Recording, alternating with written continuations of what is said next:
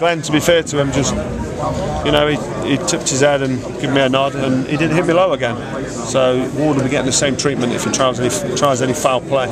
With that said, do you have any concerns about the officiating, the referees going into this fight? I've never really had a big concern about referees and judges, to be honest. It's never been in the forefront, but just recently with what happened with Paul Williams, I never saw the fight, but I know the controversy and all the carry-on that's happened since then. So it sort of made me think to myself, could it potentially be a problem? You know, I'm fighting an American in America, and I've been victim to some bad judging in the past. Even the Glenn Johnson fight, one of the judges saw fit to score Johnson the winner, and it was clearly my fight. So yeah, I am a little bit concerned, but you know, I don't lose any sleep when I go to bed at night because there's nothing I can do about it. Eddie Hearn's on to the New Jersey State Commission.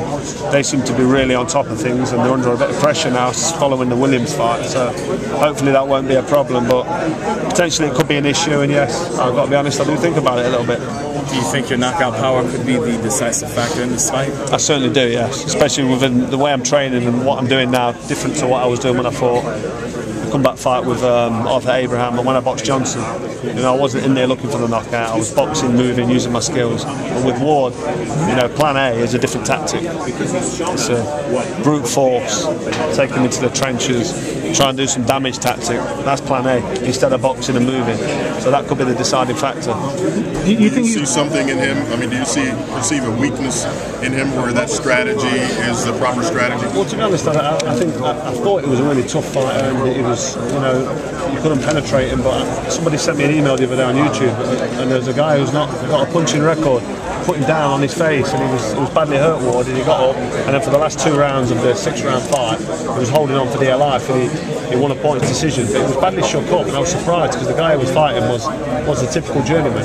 You know, lost more fights than he'd won, and not stopped anybody really. 5 or 6 stoppages on his record. So that shows a vulnerability there. Now, I can't take that for granted, but you know, if that guy can do that to him, you can imagine what I can do when I connect. And there's no danger of me getting hurt in the fight by Ward because he's not a puncher. And on top of that, even if he was a puncher, I don't know what it is, it's genetic, I just don't get hurt. I've been dubbed as having a granite chin, and rightly so, because I can take some big shots. Glenn Johnson hit with his best shot 3 or 4 times in that fight, which is stupid because the best chin in the business is the one that doesn't get hit. It's nice to know that if you do walk onto a shot or you get caught, you don't wake up on the canvas. You know, you can walk through it and give your opponent a little smirk, which can be heartbreaking for your opponent. Do you think you've sort of walked through fire in this tournament because you had lost your title and you had to come back and win it? Yeah, definitely. I've gone away and I've reevaluated and gone back to the drawing board, as the old cliche goes. But you know, I've come back stronger and mentally tougher, and you know, 2-time world champion. I've got 2 belts now on my shelf, and it's nice to look at. So I want to add the WBA belt to this trophy cabinet along with the Super 6 Cup. When you lost the belt the first time, what sort of reevaluation process did you go through in your? Well, there's always an excuse and a reason why a fighter loses a fight, and there's nothing more boring than listening to somebody's reasons as to why the fight. You know, there's a number of reasons. There's the volcanic ash cloud, there's me going in late, taking a bit of weight off, which I never usually do because I do the weight so easy with my meticulous training regime and my diet and nutrition. I'm genetically gifted because I walk around at about 173, 174 pounds anyway. Which is that's all? Yeah, that's all I walk around at. I'm very slim. I'm 10 weeks away and I'm 12 stone 4. There's no body fat on me. It's just how I'm built. I think it's the Polish gene, and there's no real weight on me. So that's a big factor. If you haven't got to take weight off before the fight, it helps massively because you know you're not drained going into the fight. But the evaluation process that you went through after the exactly. You know, there was all different reasons and ifs and buts and maybes. But all I did was I put that all to the back of my mind and thought, you know what, I went over there late. The volcanic ash was an issue, but Mikhail Kessler was also an issue. He's a great fighter, big puncher, very tough. He kept throwing right hands to my body. He was jabbing me. He was blocking my right cross of his left glove. He did what he had to do to win the fight and get the decision in his hometown. But no, I went back to the drawing board and thought to myself, I've got all the skills, I've got all the ability to perform at this level. I've won the world title, I beat Jean Pascal, I've defended it against Taylor. There's only one thing that I can do more and do better, and that's train harder. And I train hard anyway all the time. But what I did for the Abraham fight, I added a few more runs and put in a few extra miles, and I've done some cycles and some swims and a few extra push-ups.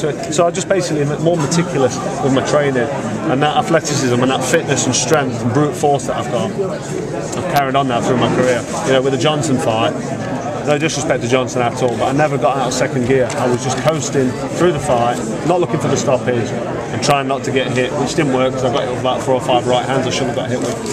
But no, after the Kessler fight, I've come back a more complete fighter, physically and mentally, which is good. Is there a mental process that you have to have or go through in order to prepare to just fight on the road as well as you've done? I mean, because you do take your game on the road pretty well. I do, yes. You know what though, if I'm totally honest, I prefer to be at home, homely comforts, 10 minutes from the arena. You're sleeping in your house all week on the run up to the fight. You've got your fans, your family, your friends around you. But there's a lot to be said for travelling away. You know, there's a lot of pressure off you. A lot of local television and this support and fans. So it adds pressure travelling, but it also takes away. So it depends what kind of person you are. And I think Ward's going to struggle to go out of California. Dan Goosen said he's fought at home 4 times in 24 fights. And how many times have I fought at home? Yeah, good point. I've fought at home about 14 times in my career at my local arena. But this is early on in my career. This is when I'm establishing myself.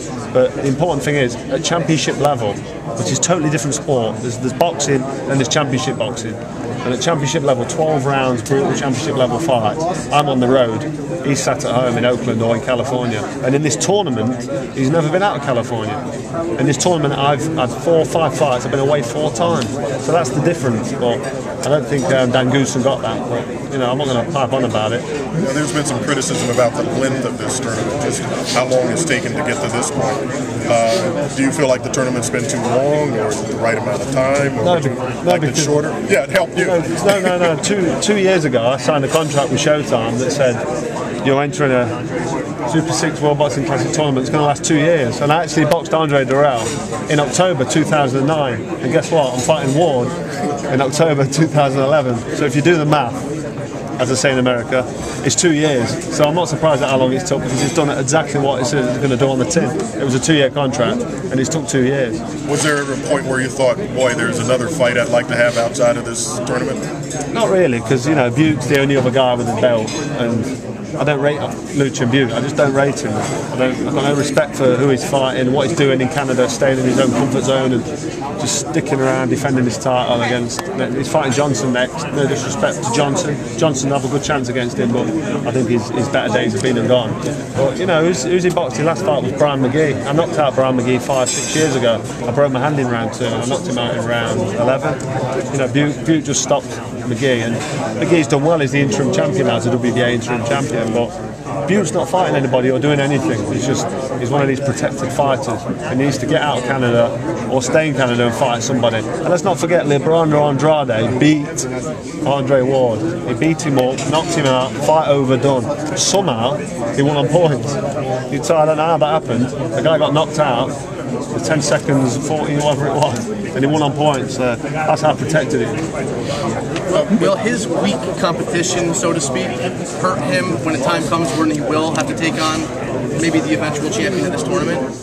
Yeah, definitely. Yeah, he won't be prepared. He won't have had the tougher fights that you need to be ready for the brutal force and skill level and experience of a top-level fighter. He won't have had that, so that will be his undoing in the end. What do you see as his weaknesses? Sparring partners. I start off sparring at the EIS, which is the English Institute of Sport in Sheffield, with the Olympians, you know, the potential 2012 Olympians. So I train with a lot of lads, you know, Olympic medalists, world championship medalists, European champions. These are all amateurs, but they range from 19 to 24, 25 years old, from light middleweight up to heavyweight. So I mix around with them for 2 or 3 weeks, and then we'll bring in at least 2, maybe 3 sparring partners. But it's difficult to get older sparring partners. You know, the top fighters are few and far between. Why is it difficult? Because you get so hard? It's not so much that, no. It's just, if you're fighting somebody like Andre Ward, if you're fighting a world-class fighter at top level, who do you spar? You've got to find somebody who's as good as the guy you're going to fight. So you're not going to find that. You're not going to find the right style. And top fighters that are out there that can give you a good spar, they're defending their world champions or their potential world championship challengers. So they don't want to spar with you. So sparring partners are impossible. It's really, really difficult. So you end up sparring light heavyweights and cruiserweights, big, tough, strong lads and prospects. You know, I sparred a guy called Newton Kidd. His nickname's Butch from New York. I don't even know his name, which is maybe ignorant of me, but I just know he was Newton kid and was calling him Butch all week. And Kid Chocolate, which is Peter Cullen, yeah, I was sparring with him. Very big puncher for, I think he's a middleweight. Very big puncher, very fast and sharp, skillful fighter. I'm probably going to use him again. I'm going to get hold of him over the next week or so. And I've been emailing Butch. I sent him a pair of boots the other week with my name on, which he's wearing with pride, which is good. So I'll probably use him again. But it depends when I set camp up in America. But sparring is hard to get. You know, when I fought Jermaine Taylor, I sparred John Pascal for 2 weeks. Got him over from Canada straight after one of his fights, yeah, which was good.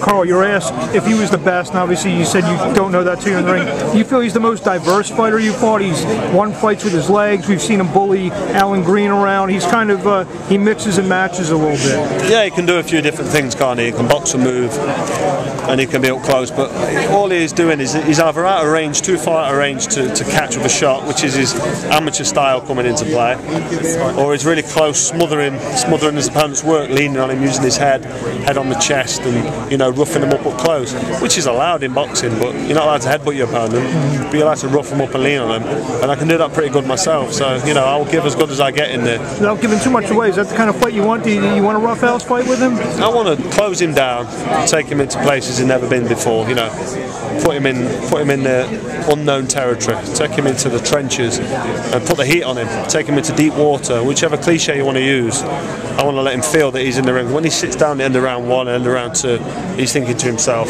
if it goes 8, 9, 10, 11, you feel that you've the advantage there because you've been there I punch very hard in the late rounds. I've done damage late on, and you know, I'm so fit and genetically gifted. 12 rounds for me at a pace isn't a problem, as you've seen in the past, so I think the late rounds will be to my advantage.